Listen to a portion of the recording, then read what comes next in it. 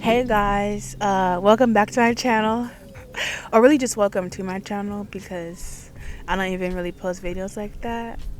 But anyways, I'm Marie. Hi, hello. And in today's video, we're gonna be talking about um, what life was like for me as a 6Y IT attending Corey Station. You know, IT A school and C school actually. Because when I was coming to Pensacola, like a lot of the time, like people who are coming here were just 4Ys or like had a 4-year contract, so they just had an A school.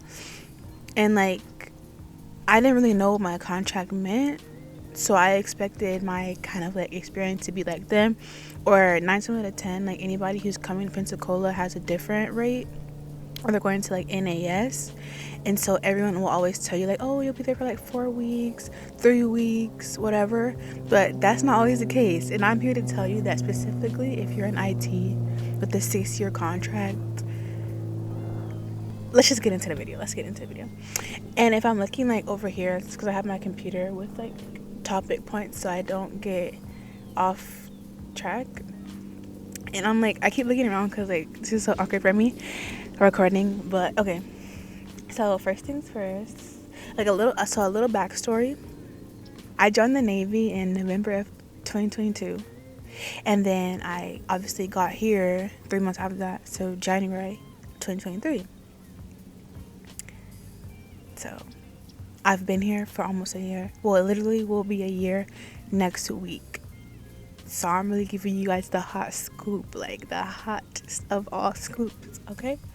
So when I was at MEPS, I chose a 6-year contract. Really, it's a 4-year contract, but then there's a 24-month extension on the end, and that specifically is set to cover school because schooling can sometimes take up to 2 years if you get pushback or anything.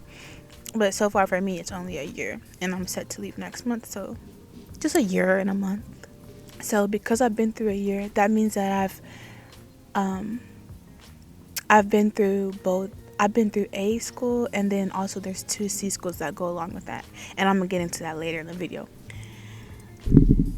Okay, so basically, let me just tell you guys kind of like some of the pipeline. Once you leave boot camp, you come here obviously, and then you get put into N91. This is where you're waiting when you first get here, and you're just like in holding, getting calls and everything, and then just waiting to get class up.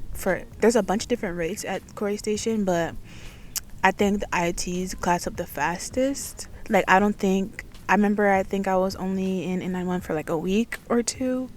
It's really quick. Like you get class up really, really quickly. But I can't say that for the other rates because I have no idea. I think it's way longer for them. But yeah, so first things first is N91. Then you go into A school. And the first part of A school, like it's not just 6Ys. It's 4Ys and 6Ys mixed in together. So yeah, it's 4Ys and 6Ys mixed in together, and this is like you're learning like the basic part of being an IT. Like it's just like the fundamentals of like basic equipment and how to like do like basic things, basic step. What's the word? It's like basic like step to step procedures for everything, and then I think that was like 4 months. At least when I did it, they're kind of changing the pipeline now, but when I went through it, it was 4 months. And then you go into N92, which is holding again, and that's why you're getting called in N91, because now you stand watches like around the base and just passing your time, waiting to get classed up for C school if you have it. If you're a 4Y, then this doesn't apply to you. Like we're only like getting into like the 6Y information because I don't really know how the pipeline works after that for 4Ys. But for 6Ys, you go into holding, and for me, when I went into holding, it was 3 months. Like I graduated A school in April, and I did not class up for my first C school. I think it was July. I didn't class up until July.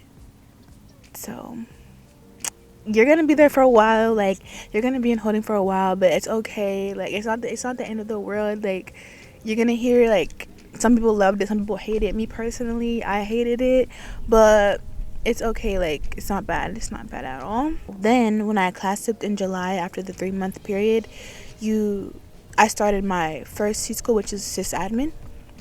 That's basically the NEC that you're getting, by the way. When you're at 6YIT, you're getting the NEC. You're getting an NEC for Information System Administrator. So sysadmin, block 0 is your first C school. And that's when you build off the basics that you learned in the first part. And I don't know if I can really go into detail about exactly like what we learned, but the first C school, is 6 months. And honestly, only the first 6 weeks are kind of difficult, is where people have a lot of trouble. But after that, it's just easy. It's not easy like you can't just get by without studying. You do have to study, but it's not as challenging as the first 6 weeks. Like, get through the first 6 weeks and then you're good for the rest of the 6 months. And then once you graduate that, you do go into holding again. But I swear, the second time I went into holding, it was only a week or maybe 2 weeks. It's not that long the second time. And you class up like pretty quick. So the second C school is Syside Block 1, which is what I'm in right now, about to graduate next week. And that builds off of the first C school, obviously, but it builds off of the more like towards the end of where you left off in the last C school. So it should be easy, and it's only been a week since you took the last school, so it should be pretty easy. You should not really forgot anything. It's just building off of that. Everything just builds off of each other. And the sysadmin block 1 is only 5 weeks. It's 25 school days, so not including weekends and not including if there's any holidays or anything in between. So 25 days, pretty quick, and then you're done.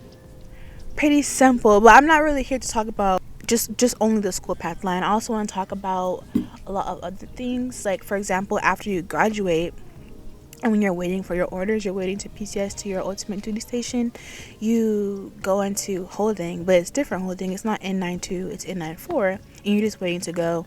Like, it's much easier. You don't really do anything at that point. You're just like waiting for your no later than date to be dismissed and go to a new command. It's pretty chill. Like, I'm so excited to go to N94. I'm so done with school. But yeah, so the next thing I want to get into is the phases of Liberty. So on Quarry Station, it's different from NAS. NAS has like 3 phases, or I don't know what they do over there. But on Quarry Station, there's only 2. There's a phase Alpha and there's a phase Bravo. Phase Alpha is when you first get there. When you first get into N91, you first get like signed into the base and everything. Phase Alpha is when like you have 21 days on Phase Alpha. That's it. Like, just 3 weeks. Like, your first 3 weeks, you're on Phase Alpha, so you can't leave base. You can't be out of uniform or around base. You can't be caught in like regular like civilian clothes or whatever. People say civvies, I think.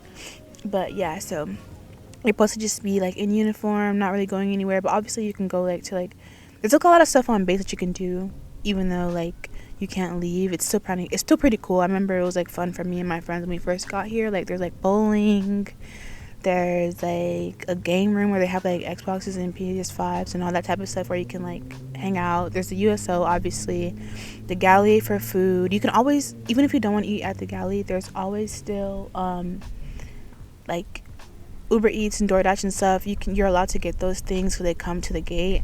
And there's still like, like the commissary, the big necks, mini necks, like all those things. Like, even though you can't leave base, like it's not like you're gonna be like without being able to get your like toiletries and necessities and everything. Like, you'll be set, but it does get like boring after a while. So like, you want to make sure that you get off of Phase Alpha, because even though it's 3 weeks, you can get pushed back and have to stay on Phase Alpha even longer. For example, like if you don't get your quals done, if you don't finish all your quals in time, that's part of like the requirement to get off Phase Alpha. So if you don't get your quals done, then you don't get off. Or if you get in trouble, it gets reset and you have to start the 3 weeks over from whatever day you get in trouble. What else? I think that's pretty much it. Or you can get phase reset at any time back to Phase Alpha, even if you make Phase Bravo, just based off of like whatever instructor catches you doing something crazy. But yeah, so Phase Alpha, sucks, but it's like fun. But like obviously once you get to that like halfway through week 2 to week 3, like it sucks. Like you have to muster a lot even on the weekends. Like obviously they're just trying to like keep you like make sure you're like transitioning, because like a lot of time people come straight out of boot camp and get to A school and they like, you know what I mean, like they're ready for freedom, so they do like crazy stuff. So it's just about the transition to make sure that everybody's like transitioning smoothly. But once you get to phase Bravo, there's nothing else you have to do. There's no other phases. Like phase Bravo, you can wear your regular clothes around base. You could leave base. You can go wherever you want. You can literally go anywhere once you get phase Bravo. There's no like curfew or anything. Like you could just like, as long as you show up to class on time or like your muster times on time, no one cares. Like you could leave and literally come back in the morning if you wanted to. There's no like restriction on how long you can be out or when you have to come back or anything like that, unless obviously there's like a muster, you have to come back for those, but that's it. Another question that I want to answer is whether or not you should get a car, because for most people who go to school here in Pensacola, the answer is no, because they're usually here for like either 3 weeks to 4 months, and that's like not, I feel like that's not really like, people who are here for that short amount of time still do get their cars shipped here, but I feel like if you are here for that short amount of time, you shouldn't. That's just my personal opinion. I feel like you shouldn't, but people that I knew who were only 4Ys did ship their car. But I would say for me, like, once I realized how long I was going to be here, I thought it was pretty essential to get a car here. So I did. But I also know people who've been in my class this whole entire time, for the whole entire year, who made it through this whole entire time with no car. But I just feel like it really depends on like your personal preference, because I like to go out and do stuff by myself and like explore by myself a lot, like, and I feel like if you're a person who just like likes to go places with somebody, you can always just find someone with their car, because it isn't really a necessity, because there's gonna be someone who has a car, there's gonna be someone in your friend group who has a car. But I just don't like, when I want to go do something really quick, I don't like to ask to go, like, I don't like to ask someone if they're free and all of that. Like, for me, it was just better to have my own car. But that's my personal preference, because I'm more introverted and I don't want to be around people all the time. Or like if I do go out, like, I want to leave on my own time. And Ubers do get expensive. Like the Ubers were getting expensive. Like, so that's just me. I ended up getting a car here after in holding after A school. So I don't know. I guess it just depends on what you want to do. Okay, the next thing I want to touch on, because I said that the first time that you're in holding, you're going to be in holding for 3 months. It's important to know, like, it's important to do stuff. Like, it's important to just go out and do shit, because literally, like, I'm not even going to lie, like, full transparency, the first time I was in holding, I was so depressed. I was so, like, it was so bad. It was so bad for me, like, because I wasn't doing anything. Like, before I got my car, like, and then the people that I knew or had made friends with that had cars left before me, and like, and it was so hot, so it's not like it's like walking weather. It was really bad for me. But so after I did get my car, I started doing shit, like, and like going out by myself. They advise you, by the way, not to go out by yourself when you're like going out, like clubbing or whatever you do, just because, like, I don't know, like, they push the buddy system pretty hard. Obviously it's safer to not be by yourself, especially like you're not from Florida, you don't know the area. Like, don't just go out exploring crazy places by yourself. But like me, I feel like if you're just coming to like a park or like going to Walmart, maybe like picking up something from the beauty supply store, like, it's not always essential to go with someone. Me personally, like, I've been safe, I've been good. But I would say when you're going somewhere farther, or maybe like going somewhere late at night, then yeah, go grab a friend. But yeah, okay, sorry, I got distracted. But anyways, like, I like to go out and find stuff, because it was easier to just love life. You have to leave base. Like, you can't just be in your barracks room all the time, hence to why I'm filming this video in the park. Because one, like, it's hard to feel like you got off work and like really like are done for the day if you don't leave the base. It's like working at Walmart and then once you clock off, you sleep in the back room. Like, it's, if you don't ever leave the area, like, it was hard for me to feel like I'm done, you know what I'm saying? Like, sometimes it's just like good to just clock out and pretend like you're not in the military for some peace of mind, like, you know what I'm saying? Like, and also it's also great for your roommate if you're not always there. If you actually leave the room, your roommate will love you so much, because sometimes, like, you want your personal space inside and you want your personal space outside.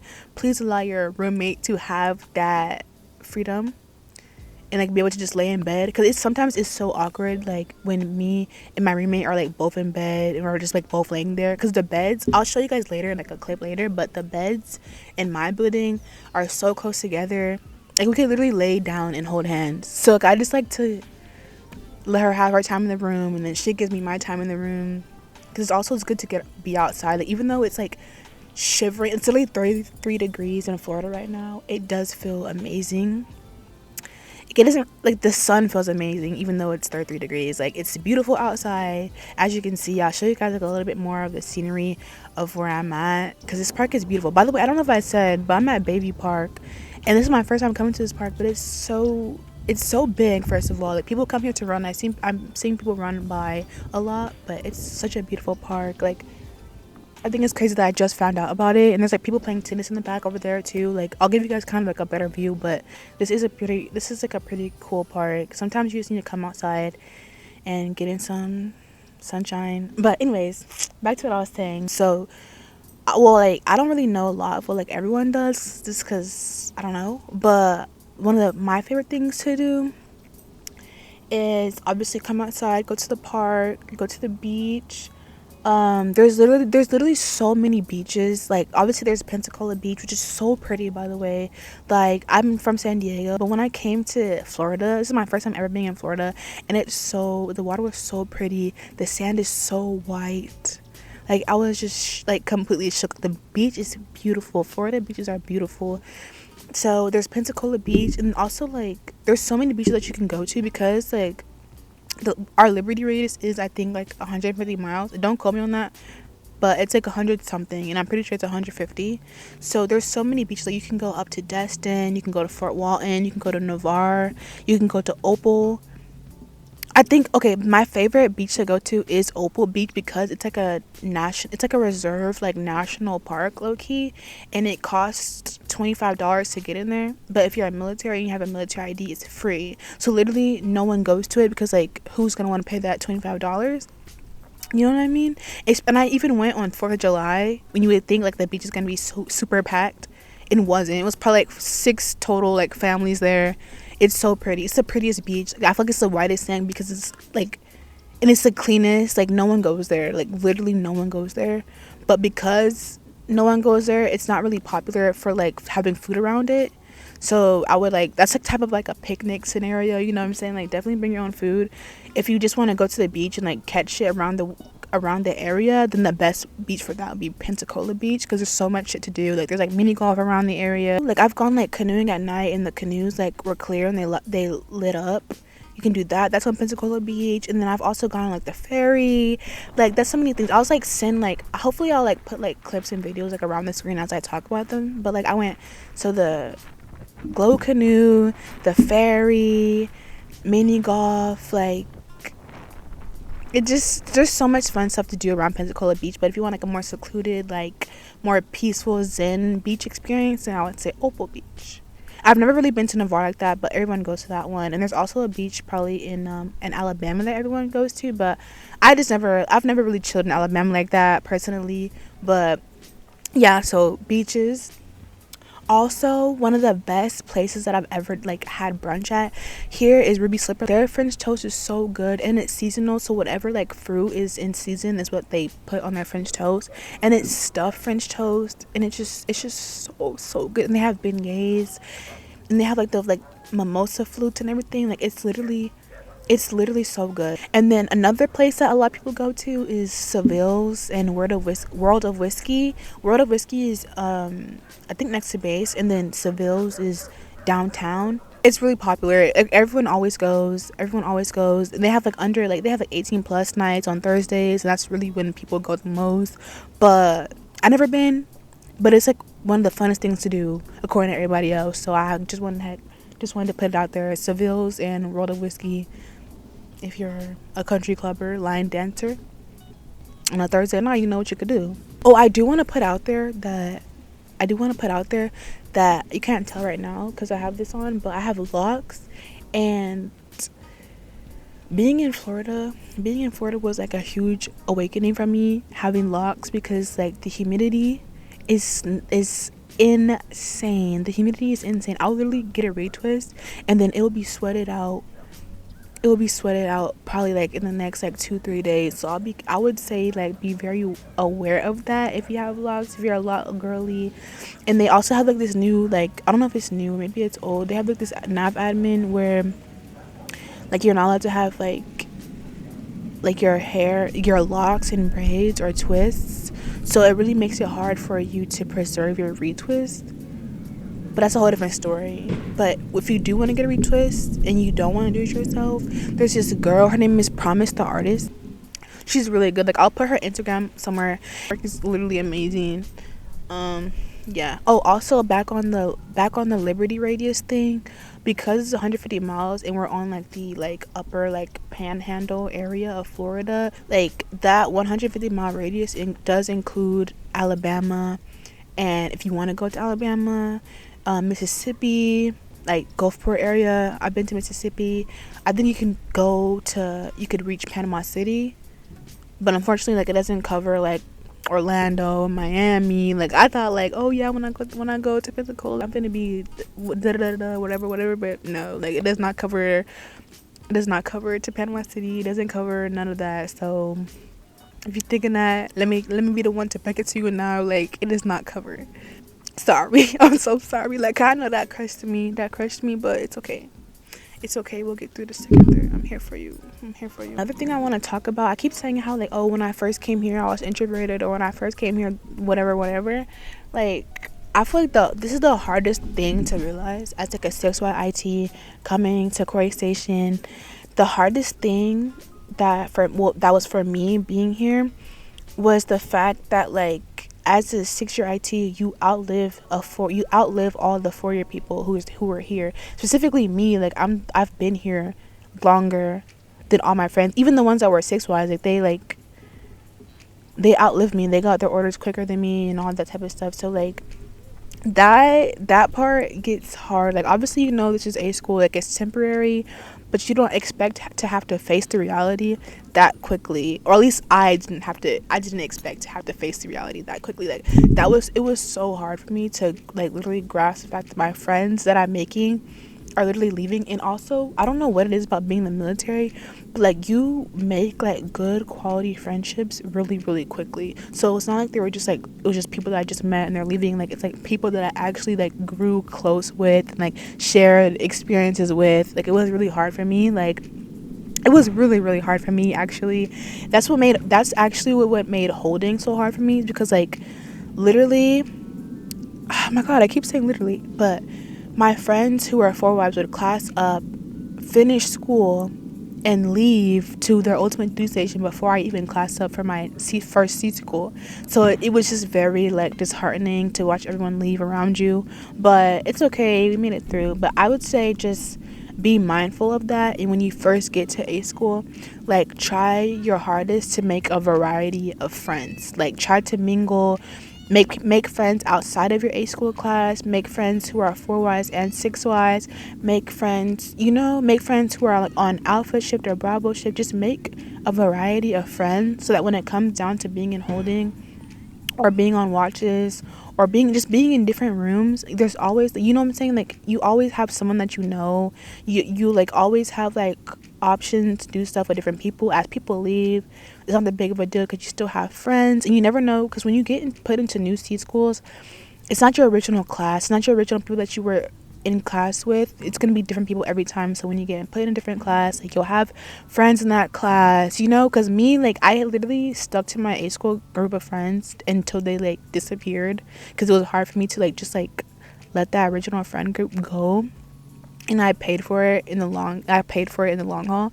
So if you don't take anything from this video, take that piece of advice that you should really, like, try to make a variety of friends. And then I know I didn't film this video in my room. I just really wanted to film it outside. The lighting in the barracks rooms are really not that great, and I just feel like the sunshine would be better because it was a beautiful day. But I will insert like some like video clips of how the barracks room does look. Like, I live in the ghettos. That's what they call it, the ghettos, but I think it's honestly like one of the best buildings because you get Wi-Fi. In some buildings you don't get Wi-Fi. They are smaller, but you have like a big walk-in closet. Like, you're gonna see in the video, like in our most people's rooms don't look like how me and my roommate's room look, but when you're here for so long, it kind of like, it just accidentally becomes homey. Like, you have a lot of, one thing I will say is that we're on the first floor, so in the summertime, like, the bugs be fighting me to get into my room for the AC. But other than that, like, I've had the same room ever since. I've had 3 different roommates, you know, but I still like, I think it's cool. Like, I still love my room. I've had the same room the whole entire time. I loved it. It is a bit like, I am worried about how I'm gonna pack up all my shit when I move, because like it's a lot. Like, it's literally a lot, and you can only have 5 bags. I don't know if I'm gonna fit it in 5 bags on the airplane or in the airport, but we'll figure it out. Anyways, I think that's all I have to say. Thank you guys so much for listening to me talk and just yap. Hopefully, like, this video isn't too like crazy and scattered. I really hope that me having this computer right here really helped me stay like on the path of what I wanted to say and what I wanted to put out. But if you watch this far, like, please like and comment down below. Subscribe if you want to, like, if you feeling it like that. Okay, bye. Could be the kind of girl that you could be down for.